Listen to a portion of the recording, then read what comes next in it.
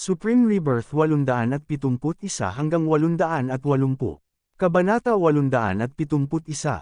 Umabot ng mahigit 10 araw bago tuluyang gumaling si Chen Lei mula sa kanyang injury. Hindi lang siya naka-recover sa kanyang injury, pati na rin ang kanyang lakas ay tumaas ng husto. Nang gumaling ang pinsala, pumasok si Chen Lei sa kuweba at lumipad palabas ng kuweba. Pagkatapos noon, umakyat si Chen Lei at tumingin sa paligid. Sa sandaling ito, biglang narinig ni Chen Lei ang dagandong ng isang malaking hayop sa paligid niya, at sa parehong oras, isang hininga na sinamahan ng hindi mabilang na mga kayamanan at pagbabago-bago ng martial arts ang umalangaw sa lugar na ito. Ano ang nangyari, at paano ito naging napakagulo? Hindi mapigilan ni Chen Lei na mag-isip matapos maramdaman ang hininga sa kanyang harapan. Pagkatapos noon, tumayo si Chen Lei at lumipad patungo sa lugar na iyon. Sa oras na ito, sa kanyang lakas, hanggat siya ay mas maingat, walang sinuman ang dapat magbanta sa kanya, kahit na hindi ito ang kalaban ng Wuzhou Peak Powerhouse gayunpaman, hindi masyadong mahirap na umalis ng mahinahon. Nang sumugod si Chen Lei sa lugar kung saan nangyari ang insidente, natuklasan niya na maraming martial artist dito, at pinalibutan nila ang Soul Beast King. Sa oras na ito, maraming makapangyarihang martial artist ang nagsama-sama, at sila ay nabugbog ng husto ng Beast King. Sino ang may napakalakas na atraksyon na naging sanhi ng pansamantalang pagsuko ng maraming martial artist, ngunit nagsimulang magtipon upang tugisin ang hari ng hayop? Medyo natigilan si Chen Lei. Nagawa niyang mag-organisa ng ilang makapangyarihang lalaki upang sama-samang kabkuban ang halimaw na hari. Sa katotohanan, ang kanyang lakas ay dapat na hindi pangkaraniwan. Kung hindi magkakaroon ng ganoong kalaking pagtitipon ng mga tao. Nakita ni Chen Lei na sa mga malalakas na lalaki na nanghuli at pumatay sa halimaw na hari, isang malakas na tao ang pinakakilala, nakasuot ng dragon robe at nakabitin ng hugis kayamanan na martial spirit sa itaas ng kanyang ulo. Ang kanyang martial soul ay bumaril ng isang gintong liwanag, at nagawa nitong makulong ang Soul Beast King sa isang iglap. Sa oras na ito, magkakaroon ng 12-dosenang daan-daang pag-atake, na ipapadala mula sa mga kamay ng iba pang martial artist, upang salakayin ang Soul Beast King. Ang kaluluwang hayop na hari ay umungal sa galit, na may malalaking kuko na tumatakip sa langit at araw, tulad ng isang burol, na humahampas ng malakas. Sa maikling panahon, ilang martial artists ang hindi nakaiwas, tulad ng mga langaw na lumilipad, sila ay binaril at lumipad sa isang iglap, at kapag sila ay nasa himpapawid, sila ay sumabog at naging kawalan. Gayunpaman, kahit na ang Soul Beast King ay mabigat, ang mga martial artist na ito ay walang takot at desperado na salakayin ang Soul Beast King. Sa oras na ito, ang kaluluwa ng King Beast ay nasugatan na, at ang kanyang hininga ay bumagsak ng higit sa kalahati. Siyempre, ang walang ingat na pakikipaglaban ng martial artist na ito ay nagdulot din sa kanya ng maraming pinsala. Masyadong malaki ang kilusan sa gilid na ito, na umaakit ng maraming martial artists dito. Umalis ka dito, ito ang charter ng Sixth Prince, lalabas lahat ng ayaw mamatay. Sa paligid, maraming martial artist ang lumutang sa ere, na may mabangis na tingin, na pumipigil sa ibang makapangyarihang tao na pumasok dito. Paano ang ika-6 na prinsipe, ang aking espadang demonyo na si Hong Lin, paano ako matatakot sa kanya? Isang malakas na lalaki na may kakaibang mukha, na naglalabas ng napakalaking aura na parang asensya, natapakan ang kawalan, dahan-daang dumating, at tumulak patungo sa bilog ng digmaan. Gustong lunukan ng ika-6 na prinsipe ang Soul Stone na iniwan ng Soul Beast King ng mag-isa, kaya ang kanyang gana ay masyadong malaki. Nagkaroon ng isa pang malamig na singhot, at kumalat ang tunog sa buong madla, at maririnig ito ng lahat. Ang taong nagsalita ay napaliligiran ng kaunting madilim na asol na yelo, at tinawag na demonyong yelo. Sa isang dagandong, ang tunog ay yumanig sa ligaw, isang binata na nakasuot ng puti, nakasakay sa isang puting Jade Dragon na elepante, ay sumugod sa kanya. Ang puting Jade Dragon na elepante na ito ay ang kanyang martial spirit, makapangyarihan, at saan man siya dumaan, walang laman na mga bitik sa mga layer. Sino ang hindi nakakaalam na ang Soul Stone ng Soul Beast King ay makakatulong sa atin na makapasok sa Emperor Wu Realm? Kung ang kayamanang ito ay nakuha ng tadhana, darating din ang aking Jin para ihalo ito. Ang binata na nakasakay sa White Jade Dragon na elepante ay hindi pinansin ang mga babala ng ibang martial artist, natatawa niyang sinabi. Dahil gusto ninyong lahat na ipaglaban ang Soul Stone ng Soul Beast King, huwag kayong tumingin sa labas. Magtutulungan ang lahat para patayin ang Soul Beast King. Tungkol naman sa Soul Stone na ito, tingnan mo na lang. Sa kani-kanilang lakas, kung sino ang makahawak nito ay mapupunta kung kanino. Panipi. Sa sandaling ito, ang ika-6 na prinsipe ay nagpakawala ng mahabang dagandong at malakas na sinabi. Okay, walang problema. Ang demonyong espada na si Hong Lin, demonyong yelo na si Han Yun, at Long Zunjin Tao ay nagbigay ng mahabang dagandong at sumang-ayon. Kung ito man ay ang Sword Demon na si Hong Lin, ang Ice Demon na si Han Yun, at ang Dragon na si Jin Tao, alam nilang lahat na hindi sila tatayo sa harap ng 6 na prinsipe at tatangkilikin ang kita ng mga mangingisda, lungsod at ang mga pamamaraan ng 6 na prinsipe. Kung talagang gagawin nila ito sa mga tuntunin ng abacus, ang 6 na prinsipe ay may ilang mga paraan upang laruin ito sa palad ng kanilang mga kamay. Siyempre, may pagdududa din ng 6 na prinsipe sa kanila. Dapat mong malaman na, hindi bababa sa mga tuntunin ng lakas, ang ilan sa kanila ay katumbas ng 6 na prinsipe. Alam nila na kung gusto nilang makuha ang karapatang makipaglaban para sa Soul Stones mula sa Soul Beast King, kailangan nilang gumawa ng naaangkop na kontribusyon kapag pumatay sa Soul Beast King. Imposibleng kumuha ng mga handa na. Ang 4 na master ng 6 Princess, Ice Demon, Sword Demon, at Dragon Sovereign, pagkatapos na magkasundo, biglang nagsanib puwersa at inatake ang Soul Beast King. Ang 4 na taong ito ay talagang mga nangungunang master.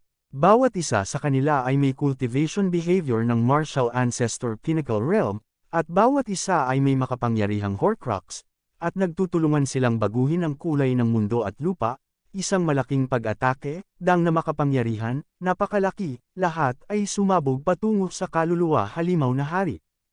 Umuungol, sinubukan ng Soul Beast King ang kanyang makakaya na labanan, at isang kalasag na nabuo ng tunay na kapangyarihan hanggang ang bumangga sa kanyang katawan upang maprotektahan ang kanyang sarili ng matatag.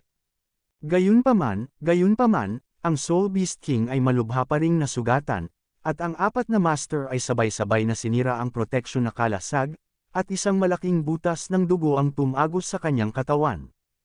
Galit na galit ang Soul Beast King, at sa pagitan ng kanyang bibig, bumubulwak siya ng ilang jet ng itim na liwanag, tumangay patungo sa 6 na prinsipe at iba pa.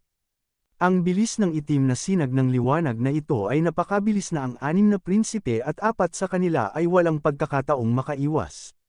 Tinamaan sila ng itim na sinag ng liwanag, at lahat sila ay lumipad ng patiwarik na parang tinamaan ng kidlat. Ang pag-atake sa pagkakataong ito ay naging dahilan upang hindi komportable ang Sixth Prince. Lahat ay namumutla at halatang nagdurusa sa napakalubhang panloob na pinsala. Ilang tao ang bawat isa ay lumunok ng isang tableta, at pagkaraan ng ilang sandali, lumuwag ang kanilang mga ekspresyon. Ito ang secret realm ng Fantasy Sky. Ang bawat isa ay ang pagkakaroon ng isang banal na kaluluwa. Ang mga ordinaryong tabletas ay ganap na hindi epektibo. Ang mga tabletang nilunok ng mga taong ito ay masasabing lubhang mahalaga. Matapos lumuwag ang mukha ng mga taong ito, tumingin sila sa Soul Beast na hari, puno ng takot. Kahit na ang Soul Beast King ay malubhang nasugatan, mayroon pa rin siyang malakas na kapangyarihan sa pag-atake, lalo na ang panghuling counterattack, na lubhang pambihira, malakas. Ito ay malupit, na nagpapahirap sa kanila na labanan. Sa sandaling ito, ang 4 na tao ay tumingin sa paligid. Sa sandaling ito, hindi mabilang na makapangyarihang mga tao ang nakarinig ng paggalaw at sumugod dito, nanunood mula sa malayo. Ikaw, pumunta ka at atakihin kaagad ang Soul Beast King.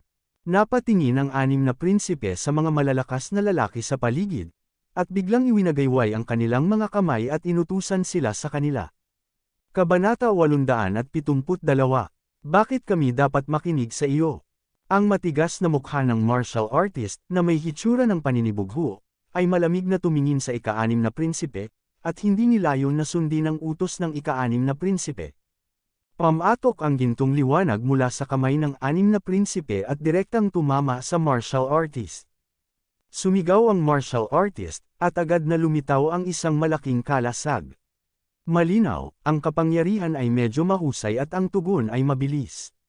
Gayunpaman, ang gininto ang liwanag na ito ay direktang tumagos sa kalasag ng martial artist, at nahulog sa martial artist na naging direkta sa kawalan.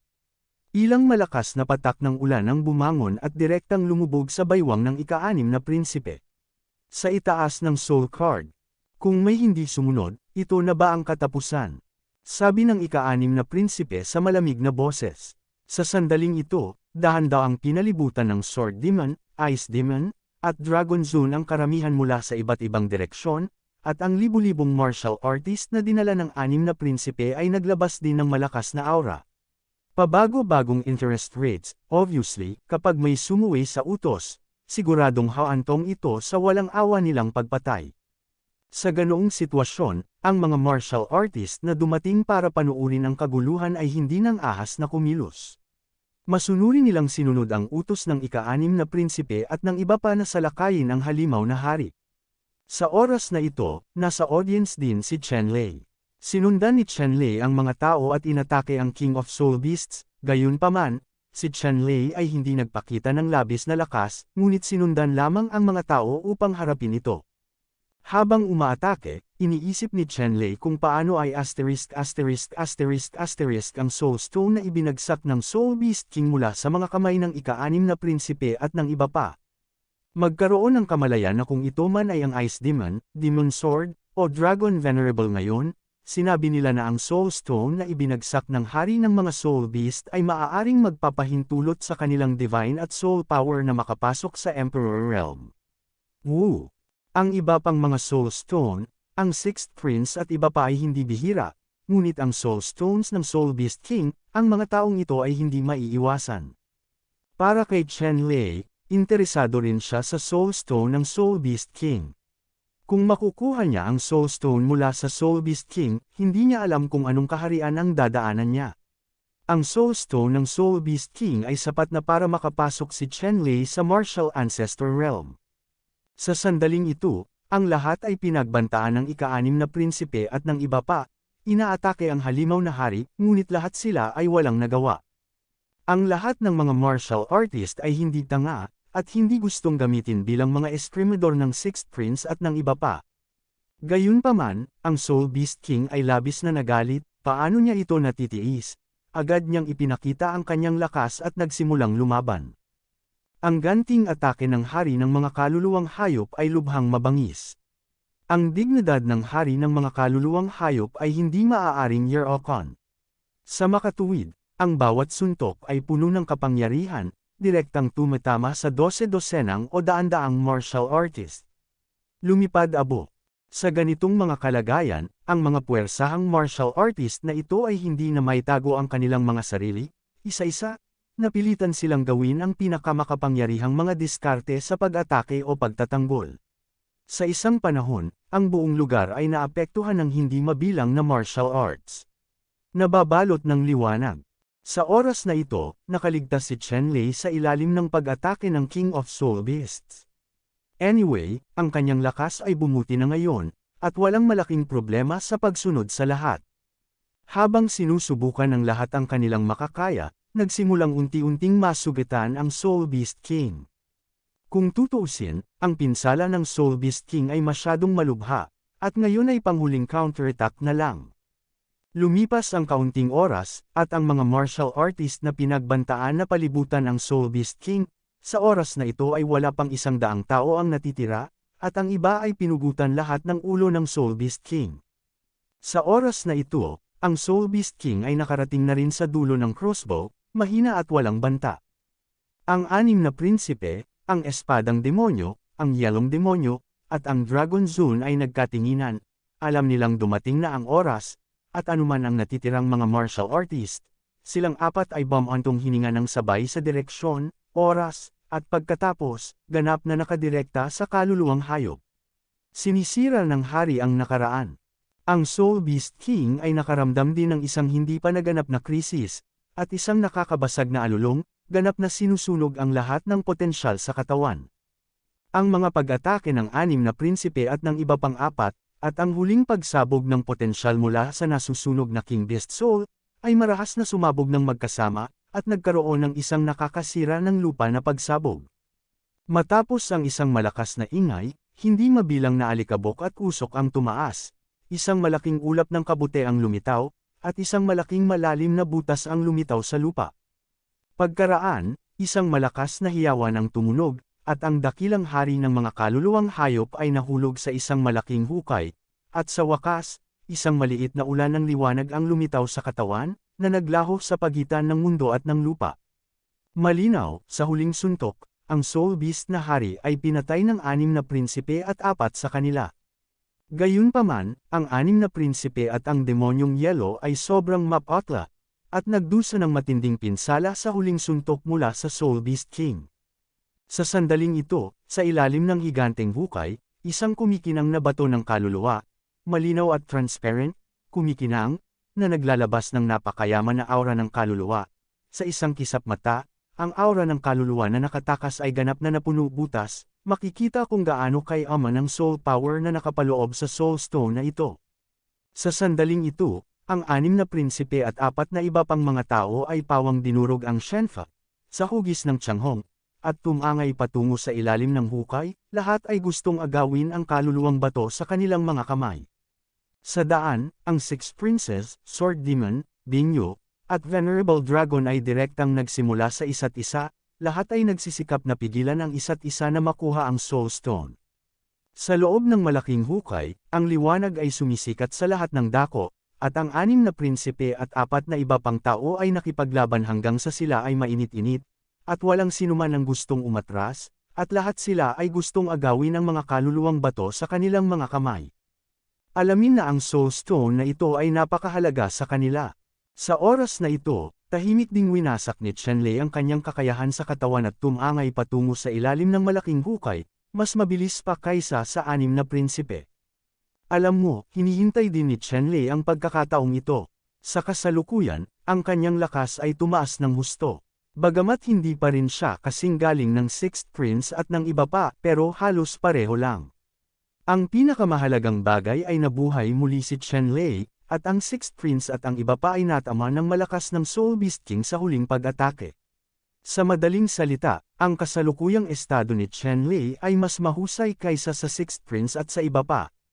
Si Chenlei ay tumangay sa ilalim ng hukay sa unang pagkakataon at direktang kinuha ang Soul Stone sa kanyang kamay. Nang lumipad si Chenlei sa ilalim ng hukay, gumamit siya ng ilang lihim na paraan upang itago ang kanyang hininga.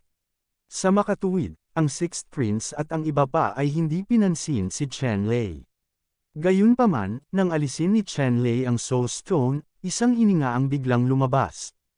Ang 6 na prinsipe, si Demon Dao at iba pa, ay napagtanto na may isang taong talagang napunta sa ilalim ng hukay at kinuha ang Soul Stone. At silang 4 ay nag-aaway pa sa ere, gumagawa ng mga damit pangkasal para sa iba, hindi katawa-tawa. Ang 6 na prinsipe, ang espadang demonyo, ang yelong demonyo, at ang Dragon Zone ay galit na ang kanilang galit ay umabot sa langit. Supreme Rebirth, Kabanata 873. Halos maubusan ng hininga ang mga baga ng 6 na prinsipe at iba pa, at may mga taong talagang nang ahas na kumuha ng pagkain. Sa kasalukuyan, ang tanging nasa isip ng 6th Prince at ng iba pa ay ang sirain ang katawan ng Soul Thief. Ang 6 na prinsipe at 4 na iba pa, bawat isa ay naglabas ng lahat ng kanilang lakas, at pumutok kay Chenlei ng mabangis. Para naman kay Chenlei, nang nasa kamay niya ang Soul Stone, direktang dinurog niya ang Thunder God Lotus Martial Soul at ginawa itong Lotus Platform para protektahan ang kanyang sarili. Pagkatapos, dinurog niya ang Lightning Void Steps at naging Light Electricity diretso sa kabilang run sa isang direksyon. Hindi maalala ni Chenlei ang mga pag-atake ng 6 na prinsipe at 4 na iba pang tao, at lahat sila ay lumaban. Sa pilitang pagtiis sa buong suntok ng 4 na prinsipe at 4 na iba pa, hindi komportable si Chenlei. Gayunpaman, ang pagtatanggol ng Thunder God Lotus Martial Soul ay talagang walang masasabi.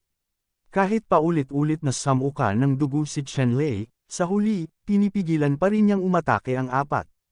Sumunod, ginamit ni Chenlei ang malakas na puwersang nagtutulak ng mga pag-atake ng 4 na tao upang pataasin ang kanyang bilis ng isang antas. Sa ilalim ng Lightning Void Step, ang buong tao ay kumislap sa kawalan ng ilang beses bago tuluyang nawala sa Six Princes, Sword Demon, Ice Demon, at sa harap ng 4 na Long Zone. Chase, ang 6 na prinsipe, ang Sword Demon, ang Ice Demon, at ang Dragon Zone, paano sila handang umungol, at pagkatapos ay humabol sa direksyon kung saan tumakas si Chenlei. Sa oras na ito, natural na alam ni Chenlei na ang Sixth Prince at ang iba pa ay hindi susuko. Kaya naman, hindi siya nang ahas na magantala kahit kaunti. Dinurog niya ng buong lakas ang Lightning Void Steps at mabilis na lumipad. Ang 6 na prinsipe at ang iba pa ay hindi mabagal, ngunit silang 4 ay nasugatan, at hindi ganap na sirain ang pamamaraan ng katawan. Naabutan lamang nila sa kalagitnaan, at bawat isa ay nagtamo ng mga pinsala at kinailangang huminto. Ang 6 na prinsipe, Sword Demon, Rain Demon, at Dragon Zone ay tumigil sa ere, nagkatinginan, at biglang tumawa, nakakatuwa talaga. May nang-ahas na mang-agaw ng kung ano sa ilalim ng ilong namin, ang tapang din ng taong ito. Kung hindi mo mahuli ang taong ito, ang prinsipe ay hindi magiging tao. Panipik. Ang 4 na Sword Demon, ang Rain Demon, at ang Dragon Zone ay isa-isang nanumpa. Malinaw na ang pangyayari sa pagkakataong ito ay lubos na ikinagalit ng mga taong ito. Pagkatapos noon, ang 6 na prinsipe at ang 4 na iba pa ay nagsipaghiwalay ng landas, at walang ginawa sa isa't isa. Dahil nakipaglaro na sila noon sa isa't isa, alam ang mga detalye ng isa't isa, imposibleng masabi ang nagwagi sa maikling panahon, at kung lumaban sila ng gusto, walang alinlangan na magiging mangingisda ito. Kita. Isang aral ang usapin ng Soul Stone ng Soul Beast King. Pagkaalis ng 6 na prinsipe at 4 sa kanila, umikot si Chenlei ng ilang bilog, maingat na tinitiyak na walang mga buntot sa likuran niya, at pagkatapos ay pumili ng isang malayong lugar at nabuo ito. Pagkatapos bumagsak sa lupa, agad na kinuha ni Chenlei ang Soul Stone mula sa Soul Beast King at hinawakan ito sa kanyang kamay upang pagmasdan. Ang Soul Stone na ito ay napakaganda, dalisay at transparent, at naglalaman ng pinakamakapangyarihang kapangyarihan ng kaluluwa. Maliwanag, ito ay isang napakahalagang hiyas. Hindi gaanong nag-isip si Chenlei, diretso niyang dinurog ang pamamaraan, at sinimulang makuha ang kapangyarihan ng kaluluwa ng mga Soul Stone na ito. Sa pagkakataong ito, tumagal ng buong 10 araw para mapino ni Chenlei ang kapangyarihan ng kaluluwa sa Soul Stone. Matapos pinuhin ang kapangyarihan ng kaluluwa sa Soul Beast King Soul Stone, tulad ng inaasahan, ang lakas ni Chenlei ay umabot sa unang antas ng Martial Ancestor Realm. Matapos makapasok ang espiritu ng kapangyarihan ni Chenlei sa unang antas ng Martial Ancestor Realm, ang kanyang martial spirit ay lumakas ng higit sa 10 beses, at ang kanyang lakas ay tumaas. Sa oras na ito, si Chenlei, sa tulong ng Thunder God Lotus Martial Soul, ay nang-ahas na harmony ng Woody level powerhouse sa pagkakataong ito, ang kanyang pag-unlad ay talagang napakahusay. Si Chenlei ay gumugol ng ilang araw sa pagsasama-sama ng kapangyarihan ng kaluluwa, at pagkatapos ay nagpa siya na lumabas at magsimulang manghuli ng mga kaaway upang mapabuti ang kanyang record.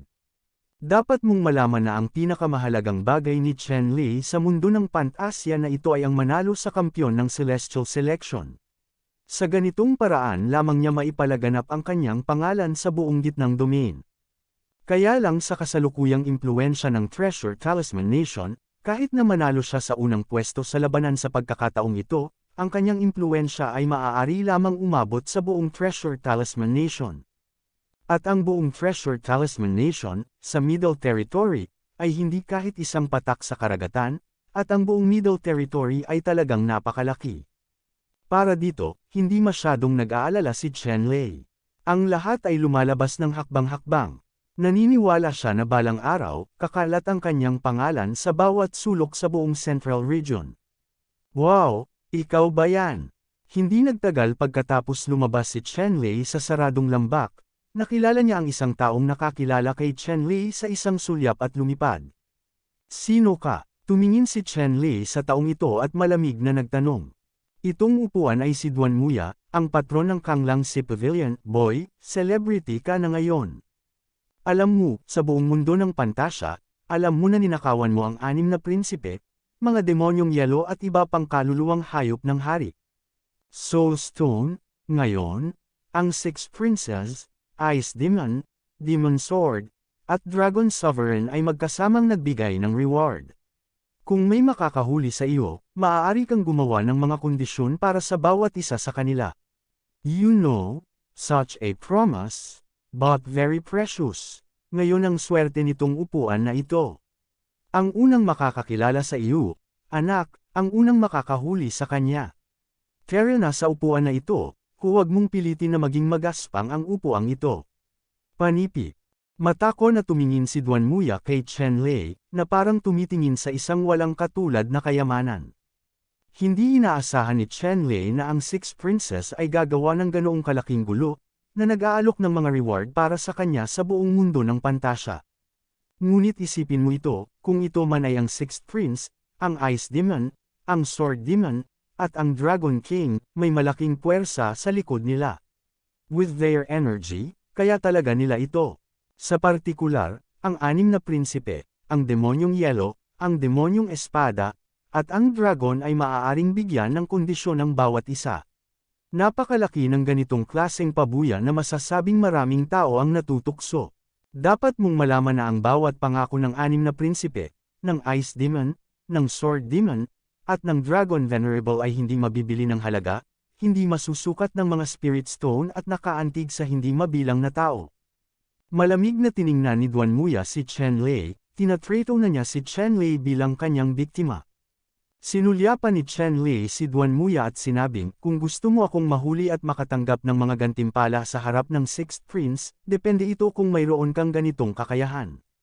Sa tingin mo ito ay isang magandang pagkakataon upang makilala ako, ngunit hindi mo alam, marahil ito ay ang iyong sakuna ay nakasalalay sa iyo, at gusto mong saluhin ko ito ng aking mga kamay, huwag mangarap.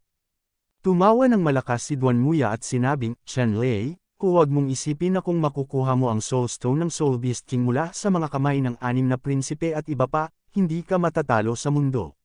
Walang makakakontrol sa iyo. Ngayon, binibigyang daan ka ng upuang ito na makita kung ano ang ibig sabihin ng langit na lampas sa langit, at may mga tao sa labas ng mundo.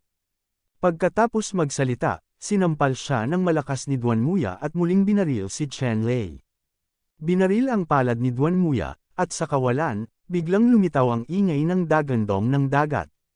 Tila mayroong walang katapusang dami ng tubig dagat na umuusbong mula sa kawalan. Sa isang kisap mata, ito ay naging isang rumaragasang dagat, umaalon, na parang maaaring sirain ang lahat ng mga tunay na katangian ay karaniwan, at biglang lumitaw sa harap ni Chen Lei. Kabanata 874. Ang lakas ni Duan Muya ay totoong malupit, at may makapangyarihang kayamanan sa kanyang pagkakahawak. Ang kapangyarihan ng palad, tulad ng dagat, ay nagngangalit, nagwawalis ng lahat. Sinadya ni Chen Lei na timbangin kung gaano kalaki ang pagsulong ng kanyang lakas. Kaya naman, nakaharap sa palad ni Duan Muya, binaril din niya gamit ang isang palad. Ang palad na ginamit niya ay ang 5 elementong kidlat na palad na napagtanto niya. Oras, isang malaking bahagi ng nagliliyab na electric light ang bumaril mula sa palad ni Chen Lei, at marahas na bumangga sa lakas ng palad ni Duan Mucliffe na kasinggulo at walang patid na gaya ng tubig dagat. Sa isang sandali, ang walang katapusang puwersa ng palad ng Duan Muya, tulad ng tubig sa dagat, ay sumabog, agad na nalipol, at ang kawalan ay patuloy na nanginginig, ngunit ito ay naapektuhan ng sumasabog na puwersa ng palad. Mayroong ilang mga bundok sa paligid. Sa kanyang harapan ang palad na sumabog, diretso itong naging fly ash. Namutla sandali ang mukha ni Dan Muya, pagkatapos ay hindi niya maiwasang umatras ng 12-dosenang hakbang, at gulat na tumingin kay Chen Lei. Hindi inaasahan ni Dan Muya na ang lakas ni Chen Lei ay napakalakas kaya nawasak niya ang lahat ng kapangyarihan ng kanyang palad sa isang iglap, at nagdulot din ito ng isang tiyak na halaga ng pinsala. Mukhang hindi naman talaga ginagamit mo, pero hindi mo magagawa. Sumigaw si Duan Muya, at may tunog ng paglusob sa kalangitan sa likuran niya, at isang malaking figure ng kayamanan ang bumangon sa kalangitan, kumalat sa likuran niya, paakyat at pababa, tulad ng isang malawak na karagatan. Ang treasure map na ito ay eksaktong martial soul na nilinang ni Duan Muya. Tinatawag itong mapa ng 4 na dagat. Ang martial art na ito ay halos maaaring makipag-ugnayan sa apat na malalawak na dagat ng Central Region. Magagamit niya ang kapangyarihan ng apat na malalaking dagat para sa kanyang sariling gamit. Maging walang limitasyon at walang katapusan. Sa pagpapakita ng mapa na ito ng apat na dagat, ang buong kawalan ay naging madilim na asol na kulay ng malalim na dagat, at ang walang katapusang karagatan ay nakapalibot dito, na nagbibigay kay Chenlei ng pakiramdam na nasa ilalim ng dagat. Kasabay nito, ang kawalan ay humirit ng diretso, tila may walang katapusang matinding pressure na kumakalat sa kawalan, lahat ay pumipiga patungo kay Chenlei, idiniin si Chenlei sa laman. Naramdaman ni Chenlei to ng matinding pressure sa oras. Malinaw, ang Duanmuya martial soul na ito ay talagang pambihira at makapangyarihan. Sa oras na ito, medyo hindi rin ito kayang suportahan ni Chenlei. Sa susunod na sandali, direktang pinakawalan ni Chenlei ang kanyang martial soul na si GLA Shenlian. Pagkaraan ng ilang sandali, ang GLA Shenlian martial soul ay nagbukas ng malaking light curtain at ganap na binalot si Chenlei. Ang lahat ng presyon ay naroon sa sandaling bumukas ang ilaw na kurtina, pagkatapos ay nawala ng walang bakas. Sa sandaling ito, ang Thunder God Lotus martial soul ay 10 beses na mas malakas kaysa dati. Ang makapal na tangkay ng lotus ay parang haligi ng langit. Ang malalaking dahon ng lotus ay tila humawak sa araw, buwan at mga bituin, at ang lotus ay dahan-daang namumulaklak, na tila nag-aalaga. Tulad ng isang walang kapantay at nakakatakot na kulog at kidlat, hindi mabilang na kulog at kidlat, tulad ng mga silver dragon, na umiikot sa buong kulog na lotus. Ang pangitain ng Thunder God Lotus martial soul sa sandaling ito ay tunay na kahanga-hanga. Ang Thunder God Lotus martial soul ay halos nag-iisa sa mundo. Napakalalim ng misteryo na halos hindi masulyapan ng mga ordinaryong tao. Kahit si Chenlei ay hindi alam kung gaano kalakas ang Thunder God Lotus martial soul. Sa sandaling ito, makokontrol ng Thunder God Lotus martial soul ang pinakamisteryosong kapangyarihan ng langit at lupa, at masasabing ito ang kalaban ng lahat ng martial artist. Kasi, lahat ng martial artists and cultivations are trained to martial realm, they have to cross the catastrophe. Every time natatawid ka sa catastrophe, even the top talents, don't dare to ends it, you must be fully prepared. Hindi nito kailangang makaligtas sa isang sakuna. Lalo na pagkatapos linangin ng martial soul, ang heavenly tribulation ay mas lalong sumisira sa martial soul, at madaling mapuksa ang kapangyarihan ng sinumang divine soul. Kaya, sa tuwing tatawid ka sa sakuna, ito ang pinakakaabang-abang na antas sa lahat ng martial artist, at walang sinuman ang nangangahas na baliwalain ito. Sa sandaling ito, ang Thunder God Lotus martial soul ni Chenlei, at ang mga nakapaligid na daan ay parang kidlat na parang mga silver dragon, lahat sila ay kulog, at ang kapangyarihan ay nakakatakot, imposibleng ilarawan sa mga salita. Matapos ilunsad ni Chenlei ang Thunder God Lotus martial soul, hindi niya sinasadyang panatilihin ang kanyang mga kamay. Ang buong Thunder God Lotus martial soul ay namumulaklak ng kulog, at biglang, ang kulog ay parang talon, at ito ay sumugod sa apat na dagat. Sa isang kisap mata, ang nakapalibot na walang katapusang tubig dagat ay natatakpan ng makapal na kidlat at kulog. Biglang naramdaman ni Duanmuya ang hindi maipaliwanag na sakit sa kaluluwa. Ang ganitong uri ng sakit ay nagpaalala sa kanya ng kakilakilabot na eksena ng pagtawid sa pagnanakaw nang siya ay pumasok. Noong siya ay tumawid sa kapigatian, siya ay 9 na taong gulang sa kanyang buhay. Halos ang buong katawan niya ay naputol ng kulog ng robbery, na nag-iwan lamang ng ilang buto at mahinang kaluluwa. Pero that time, nakaligtas siya. Gayunpaman, ang gayong sakit ay direktang nakatanim sa kanyang kaluluwa, na nakaukit sa kanyang mga buto, at ayaw niyang tiisin ang gayong pagdurusa sa buong buhay niya. Para sa pagnanakaw, may isang uri ng takot si Duanmuya mula sa kaibuturan ng kanyang puso. Ngunit sa sandaling ito, naramdaman niya muli ang sakit. Ang mapa ng apat na dagat ay kabilang sa katangian ng tubig at ito ang pinakamadaling magsagawa ng kuryente. Masasabing kapag nailabas na ang kapangyarihan ng kapigatian, agad itong kumilos sa kaluluwa ni Duanmuya, na nabuo ang kaluluwa ni Duanmuya na parang nakulong sa 18 sapin ng impyerno, General. Sa isang iglap ay nahimete si Duanmuya, at sa isang iglap, nawalan siya ng kakayahang lumaban. Ang wall ni Duanmuya ay direktang nasira din ng electric light.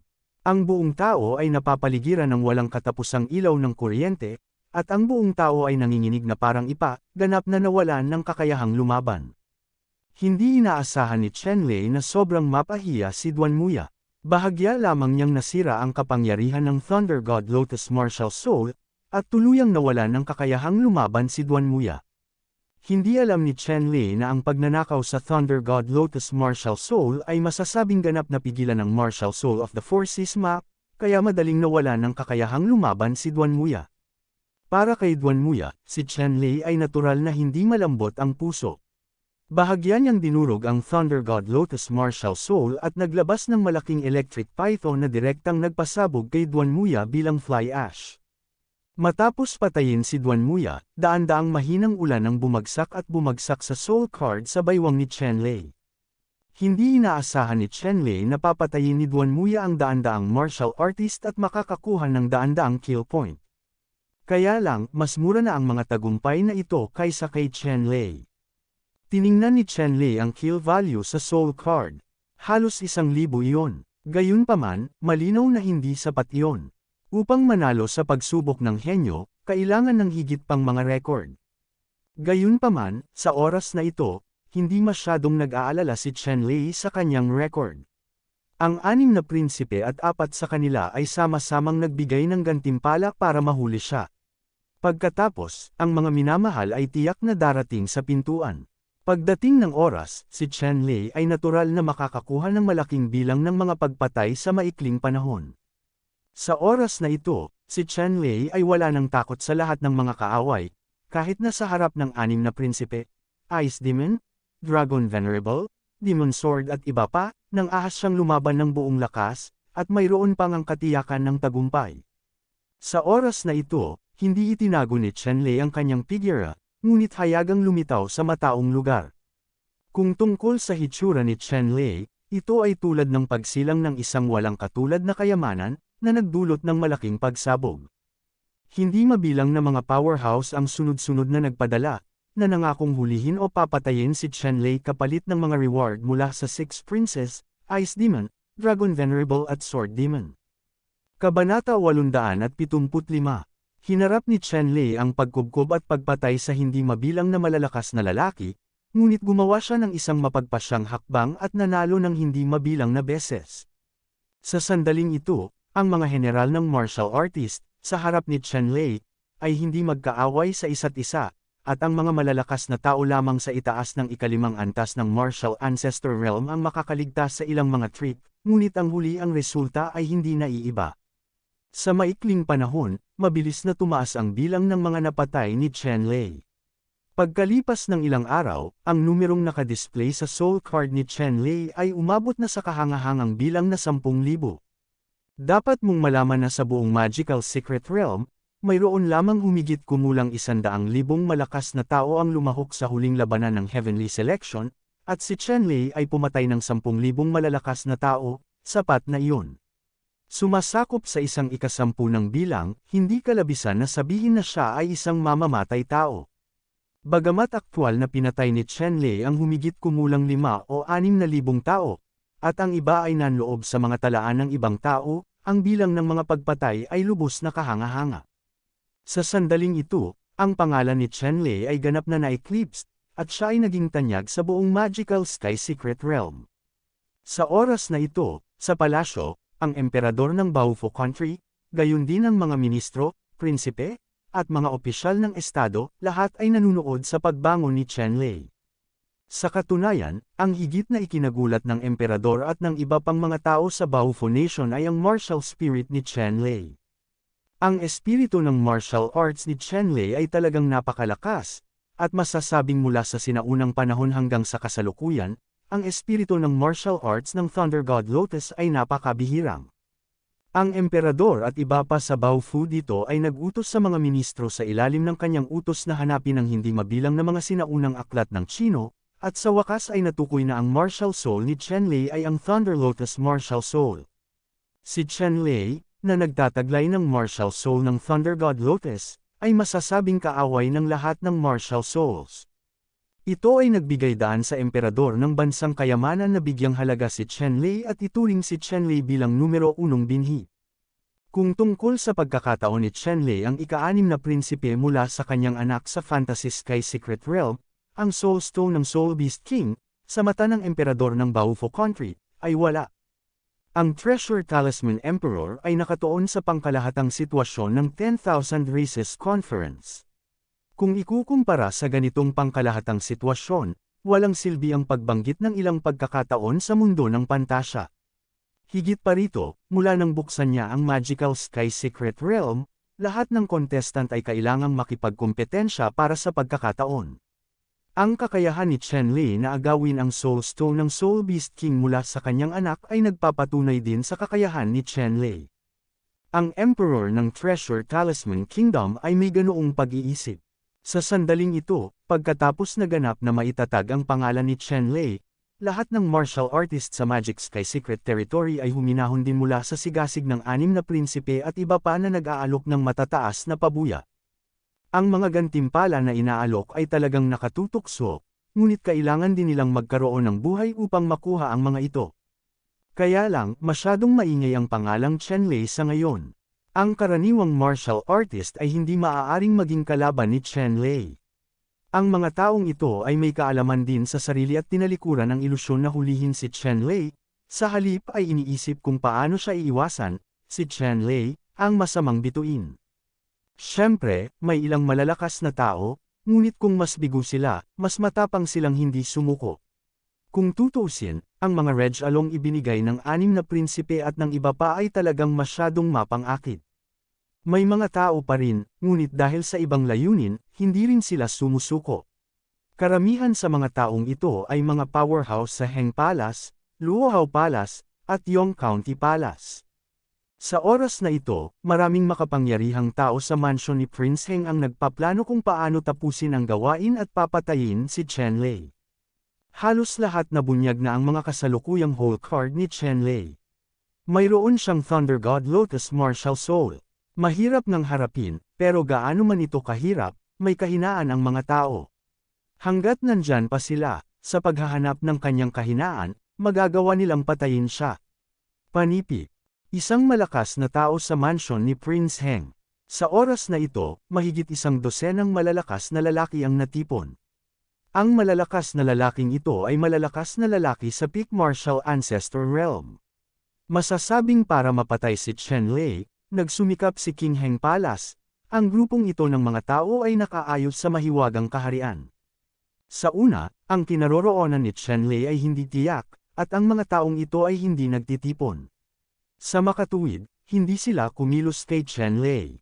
Ngunit ngayon, ang kinaroroonan ni Qianlei ay maaaring malaman sa pamamagitan ng kaunting pagsisiyasat, at ang makapangyarihang mga taong ito sa Heng Palace, nagsama-sama rin, at ang kanilang lakas ay mabilis na tumaas, kaya nagsimula silang talakayin kung paano haharapin si Qianlei. Magkaroon ng kamalayan na ang pagpatay kay Qianlei ay isang death order na ibinigay sa kanila ng munting prinsipe ng Heng Palace, Heng Wei.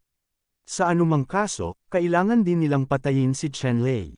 Napakahusay ng katanyagan ni Qianlei na kaya niyang mabigla ang mga ordinaryong martial artist, ngunit hindi niya sila mapipigilan. Bukod dito, mayroon pa rin silang mga ipinagbabawal na kagamitan tulad ng Extinction Soul Chaser. Sa pagkakataong ito, si Qianlei ay ganap na mapapawi sa Illusory Secret Realm, at hindi na siya bibigyan ng pagkakataong muling mabuhay sa labas.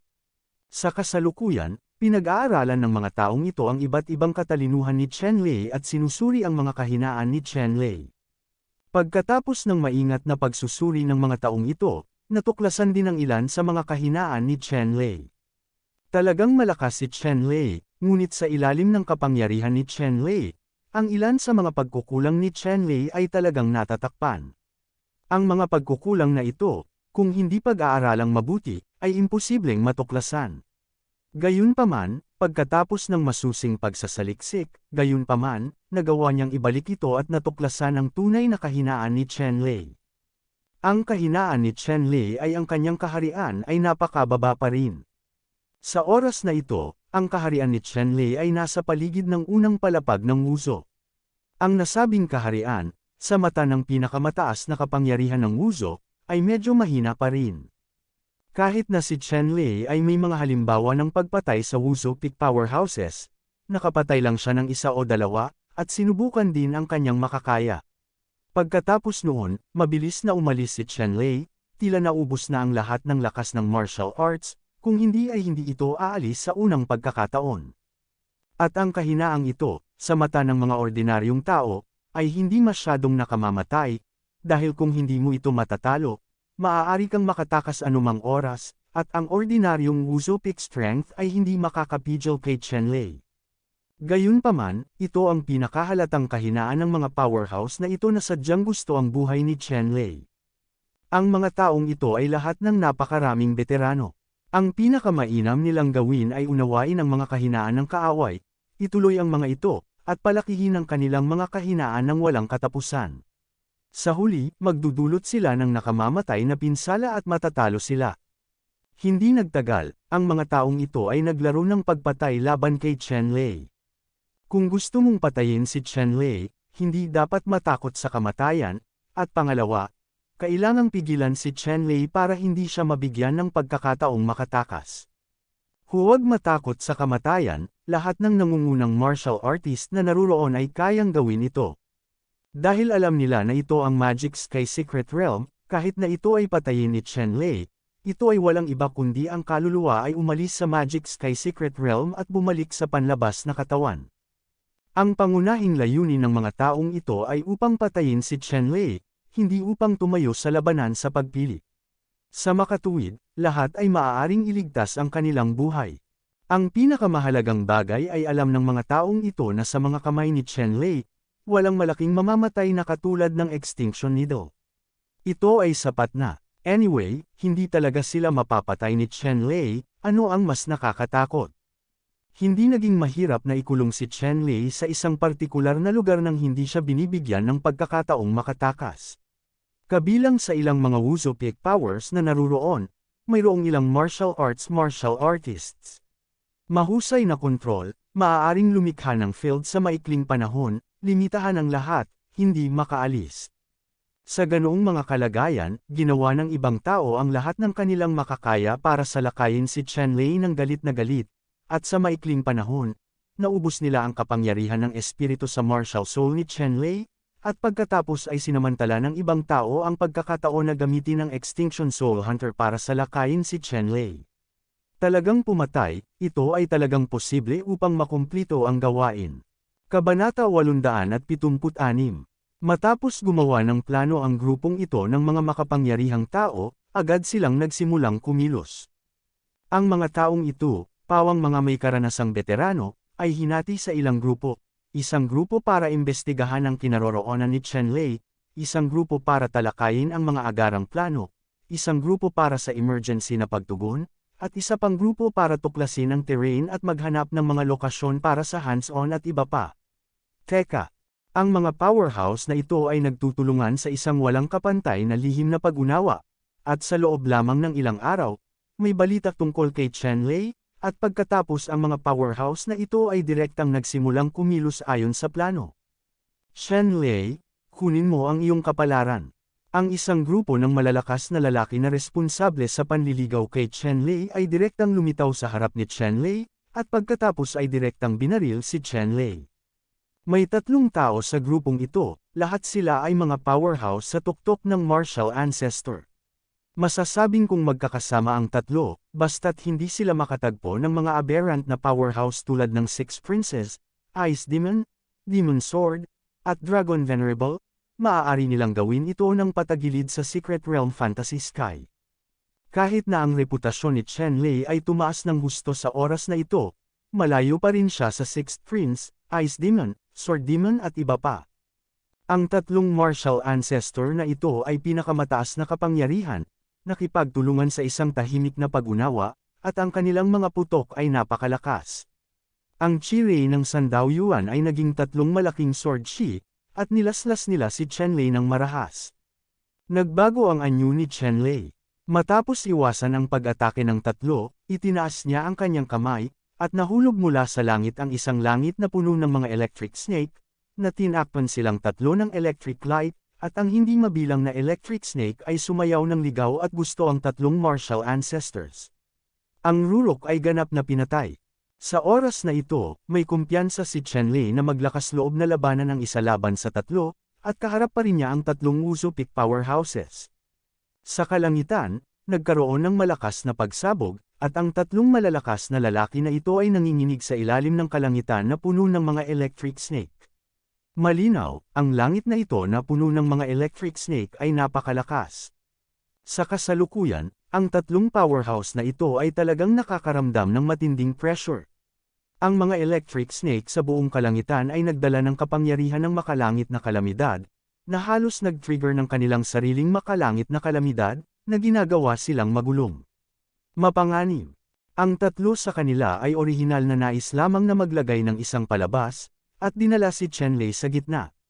Ngunit nang makipag-ugnayan sila kay Chenlei, natuklasan nila na si Chenlei ay mas mahirap kaysa sa inaakala nila. Sa makatuwid, wala silang naisip na kumilos.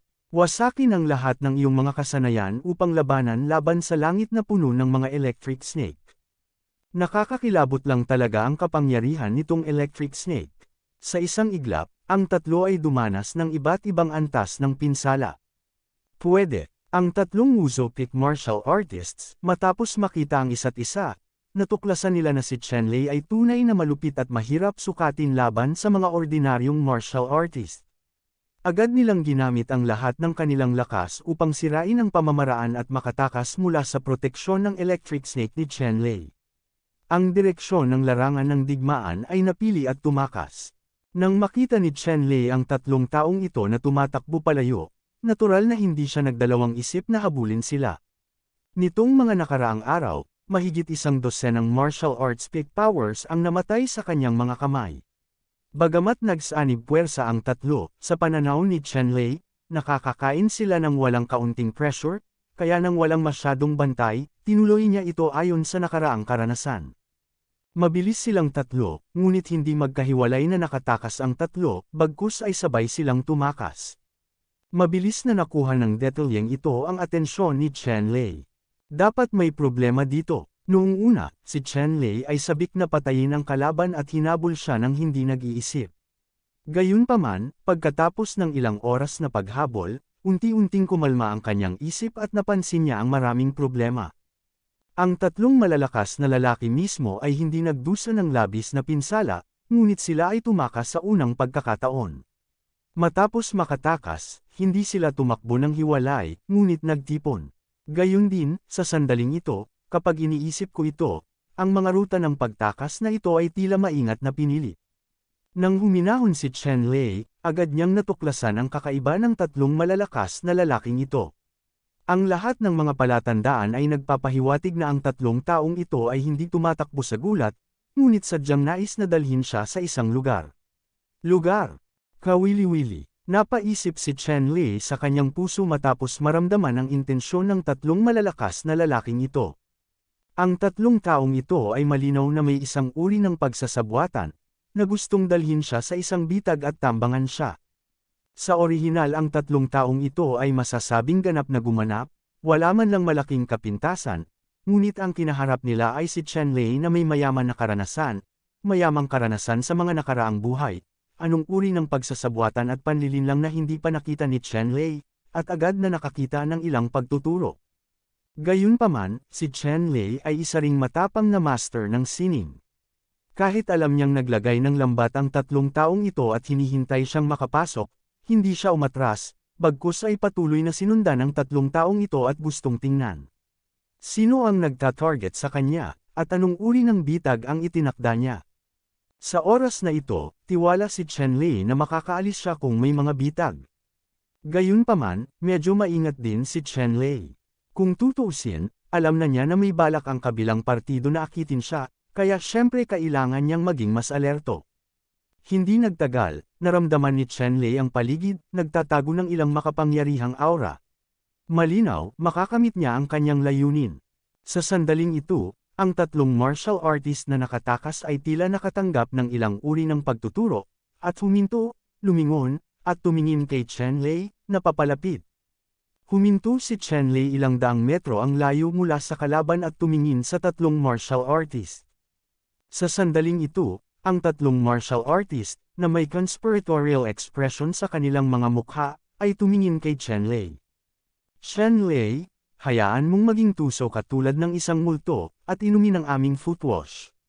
Ngayon, narito na ang iyong araw ng katapusan. Isa sa mga martial artist na nakakaramdam ng sobrang relax ay tumingin kay Chen Lei at malamig na sinabi. Isang grupo ng mga nagluluksa na aso ang nang ahas na magsalita. Gusto kong makita kung anong mga plot at trick ang mayroon ka. Kung sino ang nagtatago, lilito. Huwag kang palihim, magmukha kang walang mukha. Tumingin si Chen Lei sa paligid, pagkatapos ay mahinang sinabi. Ang tatlong martial artist ay natigilan matapos marinig ang mga salita ni Chen Lei. Mula sa tono ni Chen Lei, narinig na nila na malinaw na nakita ni Chen Lei ang kanilang pagsasabuatan. Gayunpaman, ano ang tungkol sa paglabas, si Chen Lei ay pumasok sa bitag na kanilang itinakda, at sa kabila ng mahusay na kakayahan ni Chen Lei, sa pagkakataong ito ay talagang hindi maiiwasan ang kamatayan. Sa oras na ito, ilang iba pang malalakas na lalaki ang lumitaw ng hiwalay, nakatayo sa mga taluktok ng nakapalibot na mga bundok, at mahigpit na pinalibutan si Chen Lei. Chen Lei, hindi ka na nambobola dito. Ngayon, dahil nahulog ka sa aming pagkubkob, mayroon ka lamang dead end. Kung naiintindihan mo, sumuko ng masunurin, ngayon iligtas pa rin namin ang iyong buhay. Isang martial artist ang nakatayo sa isang bundok at malakas na sinabi. Stop it, just with you, I really thought I could keep me, really wishful thinking. Si Chen Lei ay hindi natinag, at ninisyon.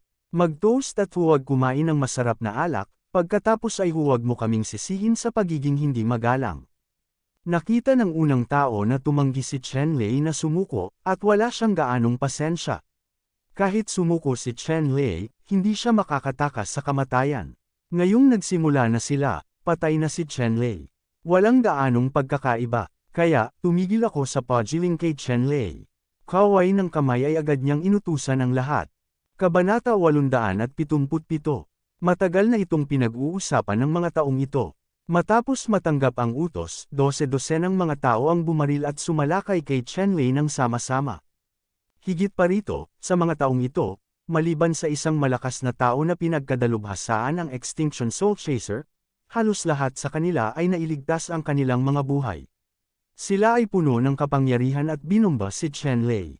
Kasabay nito, ilang makapangyarihang tao ang direktang naglabas ng kanilang mga martial arts soul, at ang isa sa kanila ay agad na naging malaking bone cage, na sumasakop sa lahat sa loob ng 100 li, at pinagbawalan sila hanggang sa mamatay.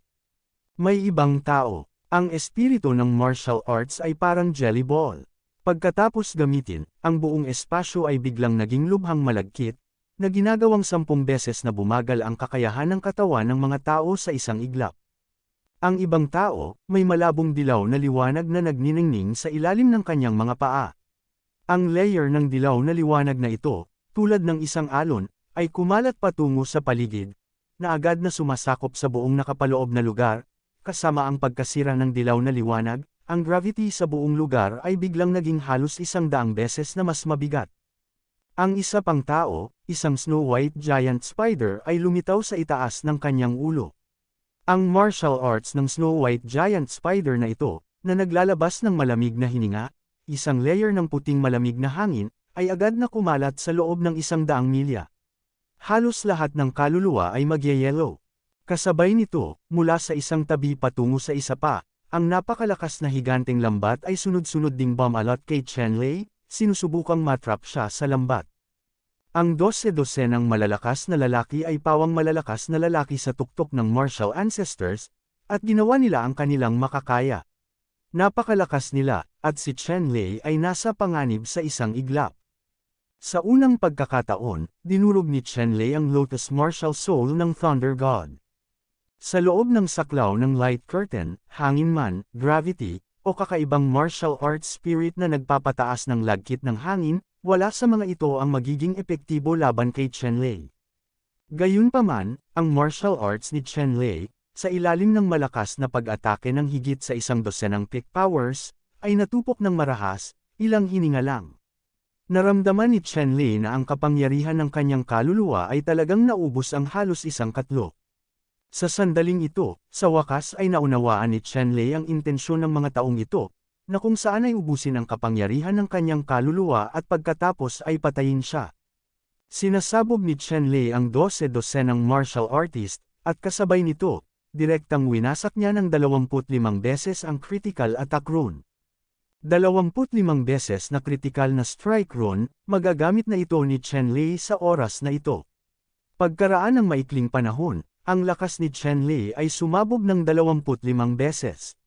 Sa isang suntok, ang langit ay napuno ng kuryente na parang isang makapangyarihang kalawakan, umaalon patuloy na sumasabog sa isa sa mga martial artist. Sumigaw ang martial artist, at ito ay naging fly ash direkta sa langit na puno ng kidlat. Sa oras na ito, lahat ng iba pang martial artist ay hindi natatakot sa kamatayan. Mayroong ilang mga martial artist na direktang sumugod kay Chen Lei at sumabog ang kanilang mga martial soul ng walang pag-aalinlangan.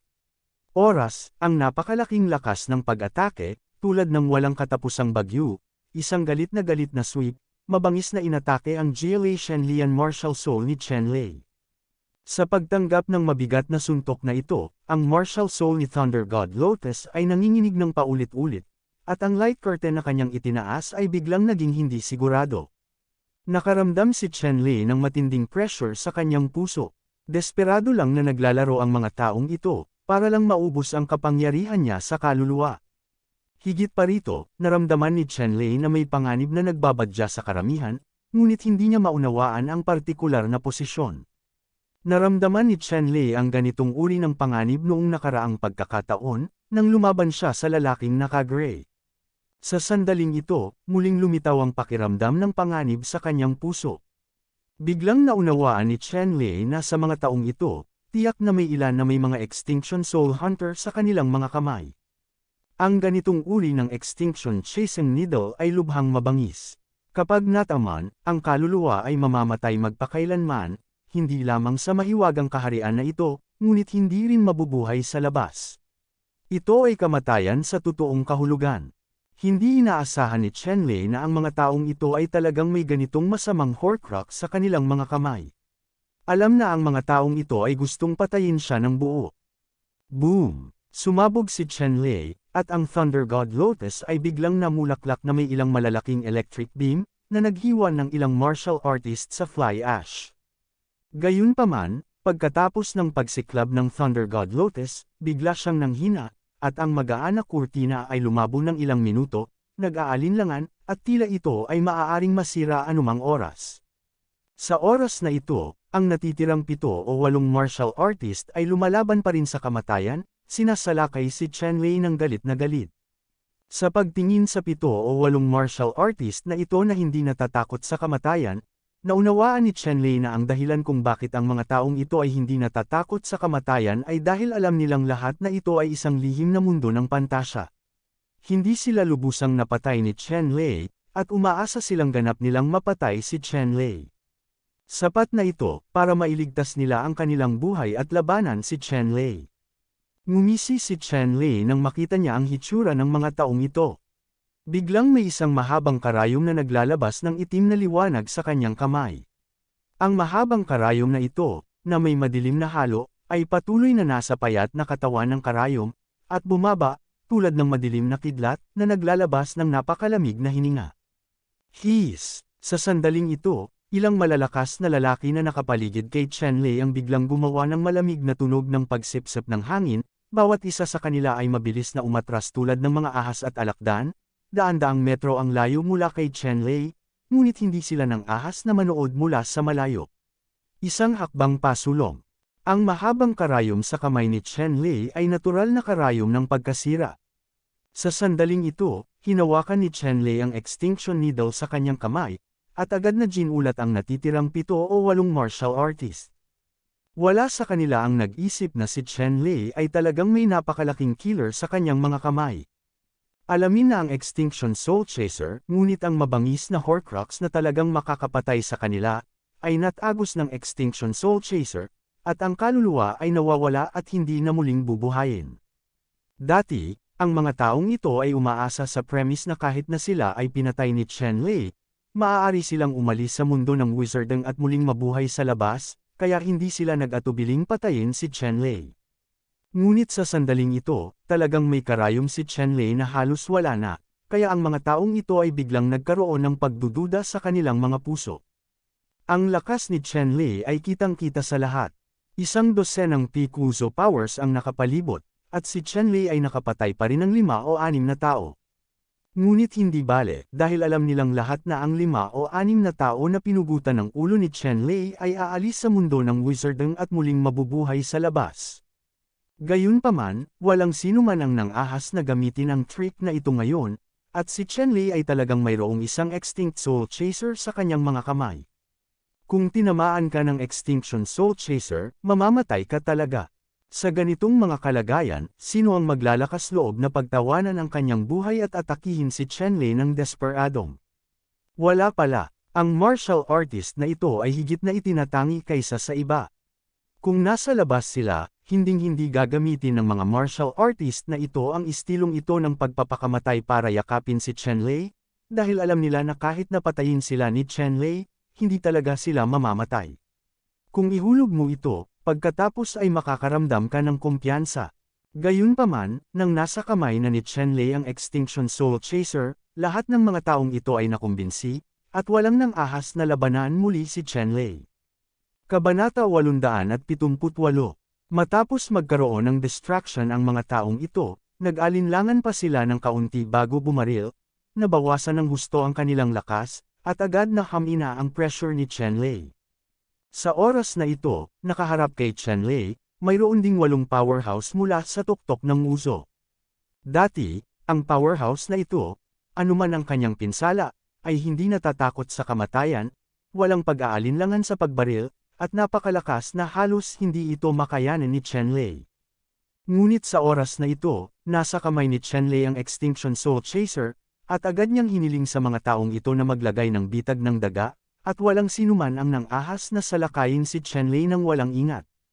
Alam nilang lahat na parang kuryente ang body skills ni Chenlei, at malakas ang kapangyarihan niya, lalo na ang explosive power niya. Maaari siyang sumabog kaagad sa mapangwasak na kapangyarihan, at maaaring patayin ang sinuman sa kanila. Hindi nila ito napigilan. Sa sandaling ito, si Chenlei, na may hawak sa patay na kaluluwang mangangaso, ay tila isang tinik sa mga mata ng mga taong ito, at walang paraan upang magsimula. Sa oras na ito, pinalibutan ng 8 master si Chenlei at binantayan silang mabuti, ngunit walang nang ahas na manguna. Lahat sila ay natakot sa ganting atake ni Chenlei. Magkaroon ng kamalayan na kapag ikaw ay tinusok ng Extinction Soul Chaser, ang iyong kaluluwa ay agad na mawawala. Hindi ito biro. Para naman kay Chenlei, kaharap ang 8 master na ito, siya ay mahina pa rin. Hindi makatutuhanang patayin silang lahat. Sa pagkakataong ito, talagang masyadong masinsinan ang layout ng mga taong ito. Ngayon si Chenlei ay mayroon na lamang kaunting espiritong kapangyarihan na natitira sa kanyang katawan, na hindi sapat upang suportahan siya sa pagpatay sa lahat ng mga taong ito. Sa pag-iisip nito, interesado rin si Chenlei. Ang mga taong ito ay sinadya at gustong palibutan siya, ngunit napakadali niyang napapalibutan at napatay, hanggat nakahanap siya ng lugar upang bumalik sa kanyang dating kaluwalhatian, tiyak na papatayin ni Chenlei ang 8 martial ancestor peak powers na ito. Sa pag-iisip nito, nagpa siya si Chenlei na umalis, at pagkatapos niyang gumaling, muli siyang kikilos. Pagkatapos gumawa ng desisyon, nagpa siya si Chenlei na pumasok. Sa kasalukuyan, mayroon pa siyang huling suntok na natitira, at magagamit lamang niya ito upang makalusot.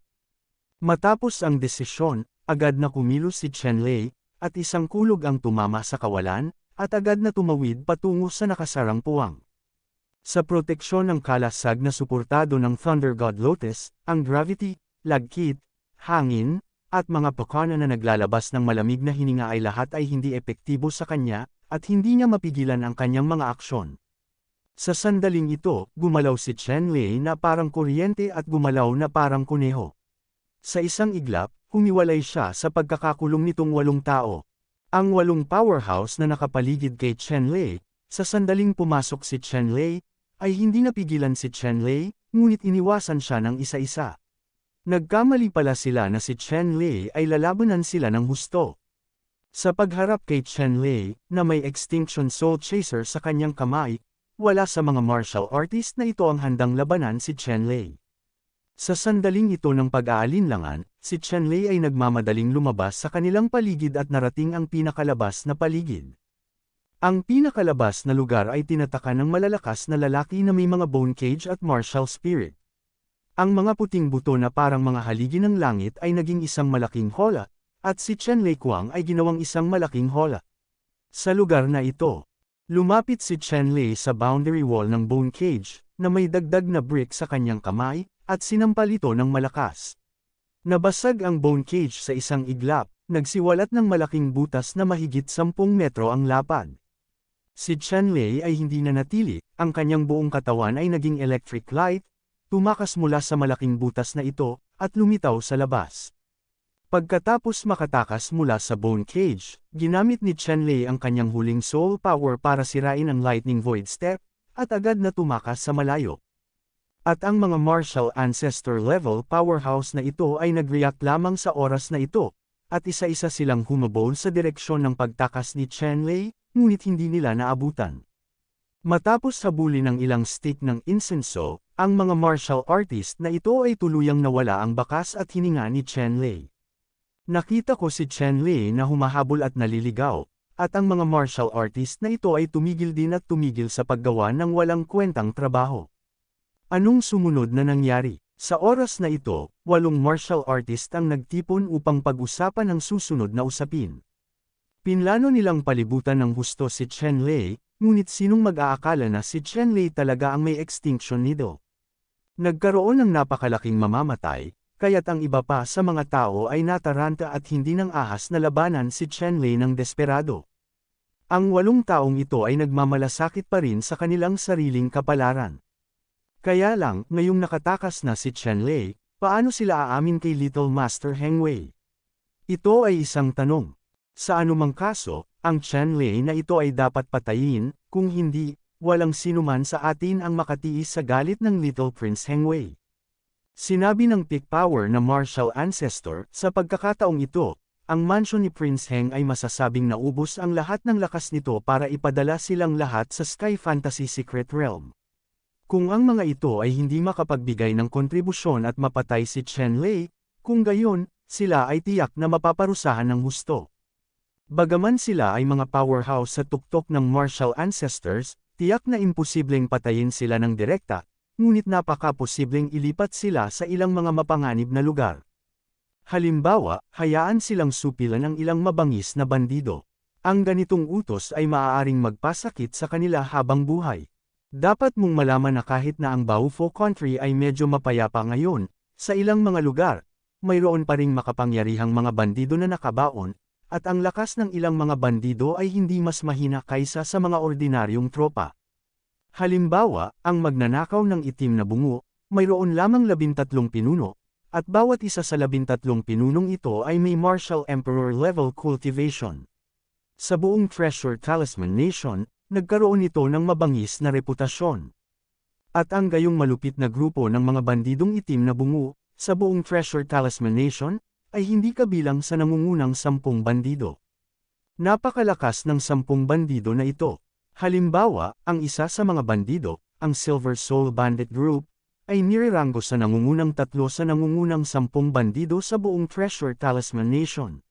Sa buong estado, nagpadala ang bansa ng Baufo ng malalaking tropa upang kabkuban at sugpuin ito ng ilang beses, at lahat sila ay binugbog.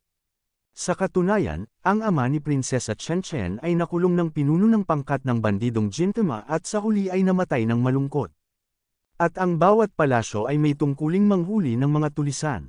Kung sila ay ipinadala sa ganitong kapaligiran, ang mga powerhouse na ito sa tuktok ng martial ancestors ay hindi naramdaman na maaari pa silang mabuhay ng ligtas. Kaya, hindi sila nang ahas na suwe ng utos ng munting prinsipe. Para kay Chen Lei, talagang imposibleng bumitaw. Sa anumang kaso, kailangan nating humanap ng paraan para patayin si Chen Lei. Sa wakas, gumawa ng desisyon ang martial artist, at pagkatapos ay nagsimulang magplano, sa huli, kung anong mga pamamaraan ang maaaring magamit upang makamit ito. Sa ngayon, alam na nila na nasa kamay ni Chen Lei ang Extinction Soul Chaser, kaya ang kailangan lang nilang gawin ay iwasan ito. Ayaw nilang kitilin ang sarili nilang buhay sa gawain. Tulad ng para sa mga martial artist na ito, habang tinatalakay ang mga kontra, si Chen Lei, na libu-libong milya na ang layo, ay naghanap ng isang lugar, pinindot ang kanyang figure, at pagkatapos makumpirma na walang tao sa paligid, nagsimulang mabawi ni Roding ang kanyang lakas. Kabanata 879. Pagkaraan ng mahabang panahon, ang lakas ni Chen Lei ay bumalik sa sukdulan nito. Sa mundong ito ng pantasya, ang pinakamahusay na paraan upang mabawi ang natupok na kapangyarihan ay ang pagsipsip ng kapangyarihan ng kaluluwa sa Soul Stone. Sa kasalukuyan, ang mga ordinaryong Soul Stone ay may maliit na epekto sa pagpapabuti ng lakas ni Chen Lei, ngunit ito ay isang magandang pagpipilian para sa pagbawi ng natupok na kapangyarihan ng kaluluwa. Matapos mabawi ang kanyang lakas, bumalik si Chen Lei sa parehong paraan upang hanapin ang martial artist na humahabol sa kanya. Gayunpaman, ang mga martial artist na ito ay hindi na alam kung saan sila pupunta, kaya naglakbay si Chen Lei Bai. Nang hindi mahanap ang mga taong ito, hindi gaanong nabigo si Chen Lei. Hanggat ang mga taong ito ay hindi sumusuko sa kanilang pagtugis, sa malaut madali ay makakatagpo sila. Pagkatapos noon, nagsimulang galugarin ni Chen Lei ang mahiwagang mundong ito. Dumating si Chen Lei at ang iba pa sa Magic Sky Secret Realm na ito. Bilang karagdagan sa pagpili ng makalangit na labanan sa pagpili, may isa pang napakahalagang bagay. Iyon ay paggalugad sa mahiwagang langit na lihim na kaharian. Maraming kayamanan na mabuti para sa Divine Soul sa Fantasy Sky Secret Realm. Ang kayamanang ito ay maaaring matugunan ngunit hindi mahahanap. Dumating si Chen Lei sa Fantasy Heaven Secret Realm na ito at natural na ayaw niyang bumalik na walang dala. Sa katunayan, si Chen Lei ay nakakuha ng maraming benepisyo sa mahiwagang kaharian na ito. Halimbawa, ang Soul Stone, Soul Cultivation Flower, at Soul Beast King Soul Stone na nakuha ni Chen Lei mula sa Fantasy Sky Secret Realm ay lubos na nagpapataas ng kanyang lakas. Gayunpaman, tiyak na mayroong higit sa 2 kayamanan sa mundo ng pantasyang ito, maraming kayamanan na lumalaban sa langit, at natural na gustong hanapin ni Chen Lei ang mga ito. Tungkol sa pagpatay sa iba pang mga martial artist at pakikipagkompetensya para sa nangungunang pwesto sa kompetisyon sa pagpili, si Chen Lei ay hindi gaanong kagyat sa ngayon. Dahil ang bilang ng mga napatay ni Chen Lei ay lumampas na sa 10,000 nitong mga nakaraang panahon. Masasabing nangunguna siya sa pinakamalakas, at tiyak na nasa top 10. Susunod, sa proseso ng paghahanap ng kayamanan, kung nakatagpo ka ng ibang mga kakompetensya, maaari ka ring pumatay ng kusa, manghuli ng kayamanan at makipagkompetensya walang conflict sa pagitan ng dalawa. Si Chen Lei ay lumipad sa kahabaan ng mga bundok, at ang kapangyarihan ng banal na kamalayan ay kumalat, naghahanap ng mga dayuhang kayamanan. Kaya lang, makalipas ang 2 araw, hindi nakahanap si Chen Lei ng kayamanan tulad ng Soul Cultivation Flower. Siyempre, sa Magical Secret Realm na ito, makakahanap tayo ng mga kayamanan tulad ng Soul Cultivation Flower ngunit hindi natin ito hahanapin. Sa 2 araw na ito, marami siyang nakilalang martial artists. Matapos makita si Chen Lei, gusto niyang manghuli kay Chen Lei, ngunit inalagaan ito ni Chen Lei. Sa ganitong paraan, lumipad si Chen Lei ng walang patutunguhan, nakakaramdam ng kagaanan. Sa araw na ito, biglang natuklasan ni Chen Lei na marami pang martial artist sa paligid, at lahat sila ay sumugod patungo sa lambak. Naging usyoso si Chen Lei at sinundan ang mga tao sa lambak. Nang sumugod si Chen Lei sa paligid ng lambak, nalaman niyang may malakas na ingay, at libu-libong makapangyarihang tao ang nagtipon dito. Sa gitna ng lambak, isang kakaibang puno ng kayamanan ang nagliliwanag ng napakataas na liwanag. Ito ang punong kayamanan na umakit ng maraming makapangyarihang tao. Sa sandaling ito, sa gitna ng lambak, isang malaking paghihigpit ang mahigpit na nagbuklod sa lambak, at ang punong kayamanan na ito ay tinatakan. Ang treasure tree na ito ay parang pilak na cast, na may 7 kakaibang hugis na prutas na nakasabit dito. Ang 7 prutas na ito ay nagkaroon ng anyo ng isang banal na buwan, isang araw, isang treasure tripod, isang matalas na espada, isang spirit orb, isang sagradong hurno, at isang walang kamatayang kampana. Ang mga ito ay nagliliwanag at hindi mahuhulaan. Nagulat si Chen Lei, ang treasure tree na ito ay talagang napakabihirang 7 treasures spirit tree. At ang 7 treasures soul tree, 7 treasures soul fruit, kung natupok, ay maaaring magkaroon ng hindi inaasahang kakayahan ng espiritu. Masasabing ito ay isang bihirang kayamanan na walang kapantay sa mundo, at hindi lumitaw sa loob ng 10,000 taon.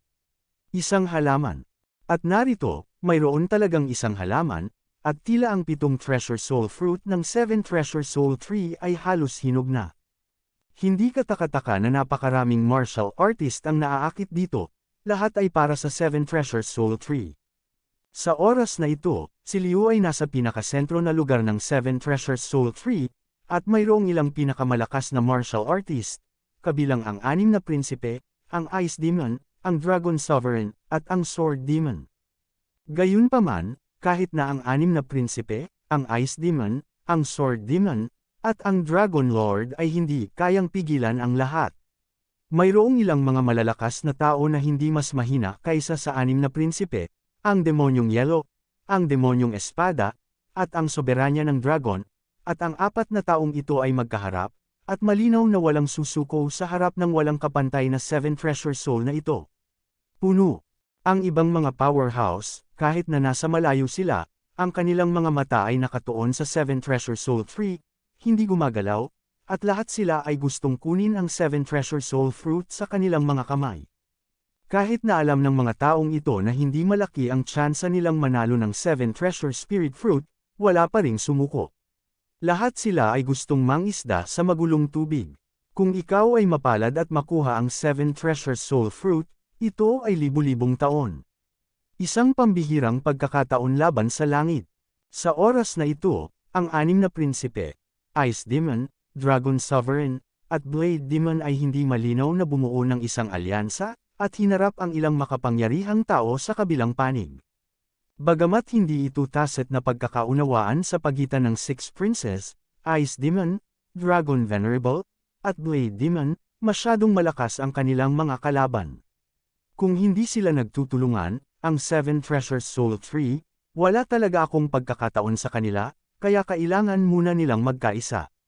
Sa sandaling ito, sa harap ng ika-6 na prinsipe at ng iba pa, mayroon ding isang binata na nakasuot ng imperial na damit, na talagang mas bata sa ika-6 na prinsipe, ang kanyang mukha ay labis na mayabang, at tila minamalas niya ang ika-6 na prinsipe sa lahat.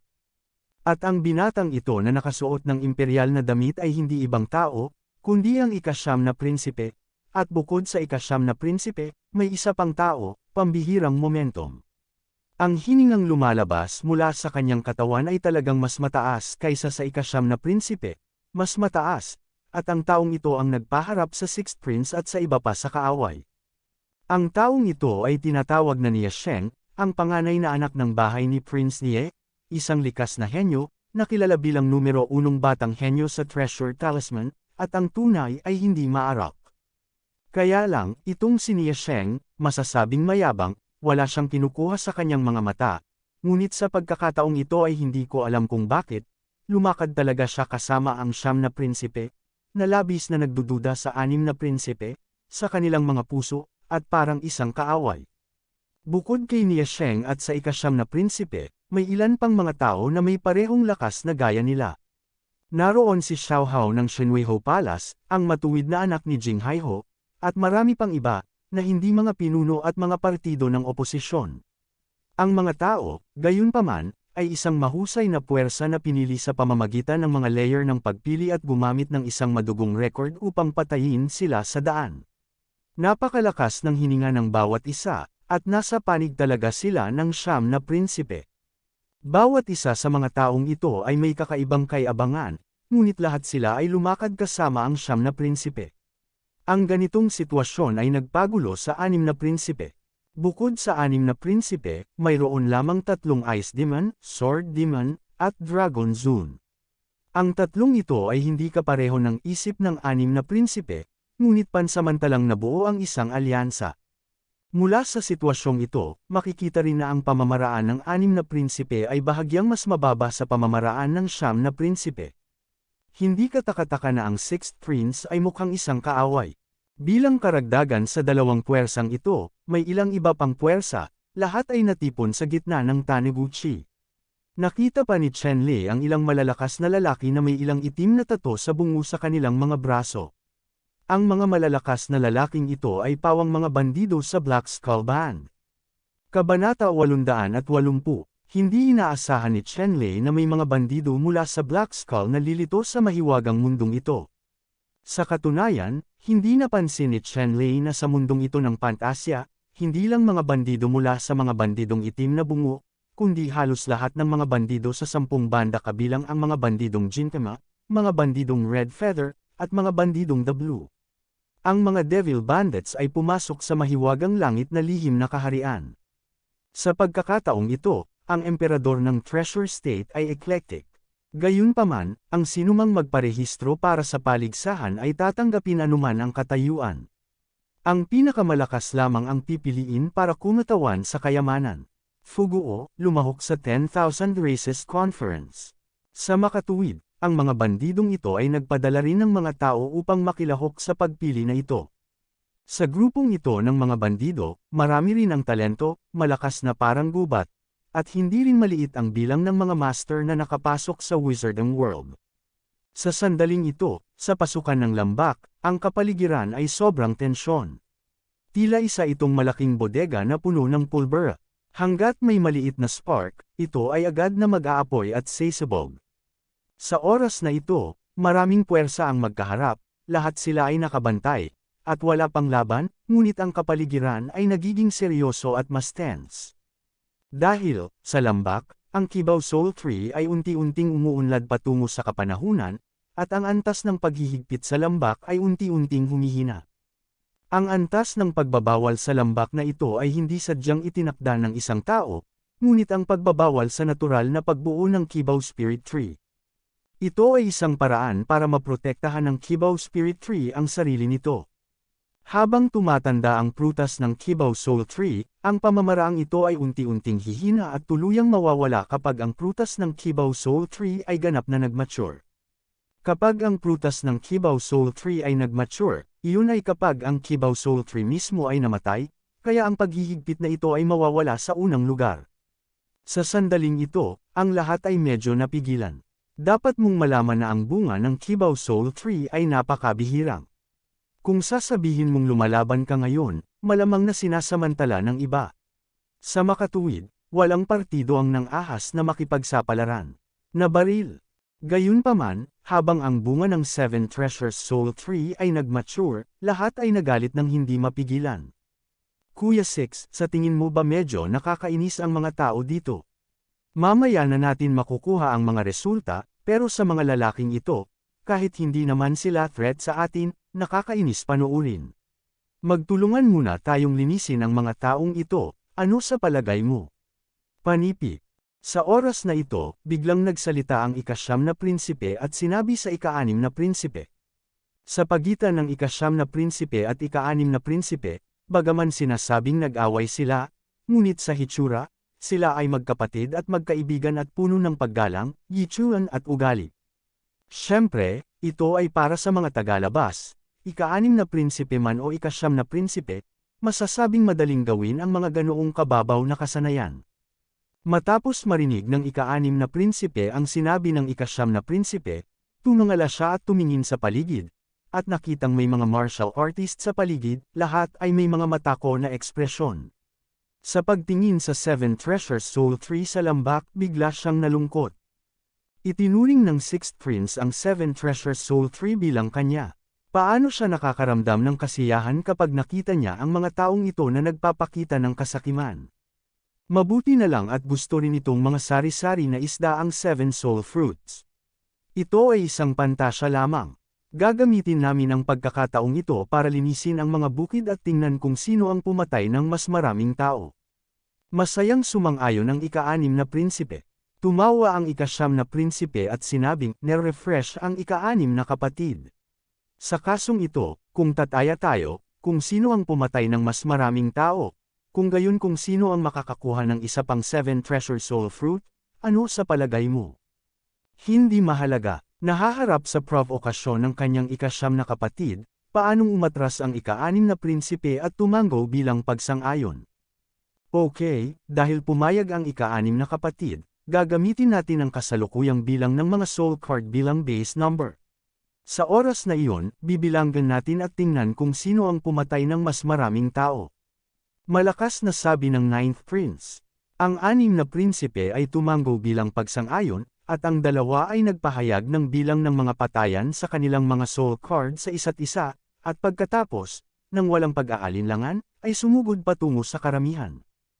Kasunod ng mga aksyon ng 6 na prinsipe at ng ika-9 na prinsipe, sina Nia Sheng, Jinghai Hufu, Xiao Huya ng Shenwei Hufu, at ilang makapangyarihang tagasunod ng 9 na prinsipe ay sumugod lahat sa karamihan. Sa sandaling ito, ang boses ng ika-6 na prinsipe ay tumunog sa mga tainga ng demonyong yelo, dragon at kutsilyong demonyo, maraming mabubuting kaibigan, mangyaring tulungan mo ako, magkakaroon ng magagandang resulta sa hinaharap. Ice Demon, Dragon Venerable, at Saber Demon, pagkatapos marinig ang sinabi ng 6th Prince, tumango sila at sumang-ayon, tutal nasa alyansa na sila, at naramdaman din nila na medyo nakakainis itong mga taong nakapaligid sa kanila, kaya ayon, wala. Pagkatapos mag-isip tungkol dito, siya ay direktang bumaril, sa tabi ng mga tao sa paligid, at nais na linisin ang field. Sa pagkakataong ito, kasunod ng mga kilos ng 6 na prinsipe, 9 na prinsipe, at iba pa, kaagad, tulad ng mga tigre na pumapasok sa kawan, sa isang kisap mata, maraming malalakas na lalaki ang napatay sa himpapawid ng mga malalakas na lalaking ito, na pinaikot sila, sa kawalan. Ang mahinang ulan ay tumaas at lumipad sa mga soul card sa baywang ng 6 na prinsipe, 9 na prinsipe, mga demonyong yelo, at mga dragon. Damn it! Ang mga martial artist sa paligid ay nagalit lahat, at ang mga taong ito ay hindi tumingin sa kanila. Naglakas loob silang umatake ng mas kaunti at gusto nilang patayin silang lahat para malinisan ang field. Yung makapasok sa Fantasy Sky Secret Realm, maraming brush. Sa gitna ng kalangitan, mayroong hindi mabilang na makapangyarihang mga espiritu na lumilitaw sa gitna ng kalangitan. Ang nakaraan. Kaya lang, ika-6 na prinsipe man o ika-9 na prinsipe, talagang maganda ang kanyang lakas, at may lihim na kayamanan sa kanyang katawan. Masasabing sa pagharap sa mga atake ng lahat, ipapakita niya ang kanyang lakas at papatayin sa iyong palad ang sikat na martial artist. Kahit na ang mga martial artist na ito ay marami, sila ay nakakalat. Walang pinag-isang command at hindi pantay ang kanilang mga pag-atake. Kaya naman, hindi sila nakagawa ng malaking hadlang laban sa 6 na prinsipe, 9 na prinsipe, at iba pa. Tulad ng pagputol ng mga melon at gulay, halos kalahati sa kanila ang napatay, na nagdulot ng malaking pagkalugi sa mga taong ito. Nanatili si Chen Lei sa karamihan, alam na kung magpapatuloy ito. Ang mga taong ito ay tiyak na aalisin ng 6 na prinsipe at ng iba pa, walang natitira. Sa oras na iyon, ang ganitong sitwasyon ay magiging lubhang hindi nais para kay Chen Lei. Huwag magpanik, lahat, napakarami namin. Basta magtulungan tayo, kaya natin silang talunin. Sa sandaling ito, agad na nagsalita si Chen Lei ng malakas, sinusubukang ayusin ang mga tao. Alamin na kung ang bukid ay hinawa ng 6 na prinsipe, 9 na prinsipe, at iba pa, kapag lumiwanag ang sitwasyon, si Chen Lei ay walang paraan upang mangisda sa maputik na tubig. Sa makatuwid, kailangan niyang sumulong at ayusin ang isang pulutong ng mga tao upang lumikha ng pool na ito ng maputik na tubig. Nang marinig ng lahat ang mga salita ni Chen Lei, agad nilang naunawaan ang kapintasan sa kanilang panig, ibig sabihin, walang pinag-isang utos. Gayunpaman, naiintindihan ng lahat, ngunit walang gustong tumayo at mag-utos. Alamin na ang baril ang nangunguna, at sa sandaling may lumapit upang mamuno, tiyak na magsisimula ito ng ganap na pag-atake mula sa 6th Prince, ang 9th Prince at iba pa, at tiyak na mamamatay sa unang pagkakataon. Ang ganitong uri ng kabiguan, kaya ang libu-libong tao na ito ay mas gugustuhin na patayin at linisin ng 6 na prinsipe, 9 na prinsipe at iba pa, at walang tatayo. Gayunpaman, sa sandaling tumayo si Chen Lei sa oras na ito, agad siyang tumugon at tumugon. Alamin na ang mga taong ito ay hindi tanga at alam kung saan sila nagkukulang. Sa panahon ngayon, dahil may mga taong handang maging pinuno, natural na ang lahat ay hindi handang linisin ng siyam na prinsipe at ng iba pa. Agad naman silang sumunod sa likod ni Chen Lei. Thank you for watching. Please like and subscribe Jessica Datuan Ortiz.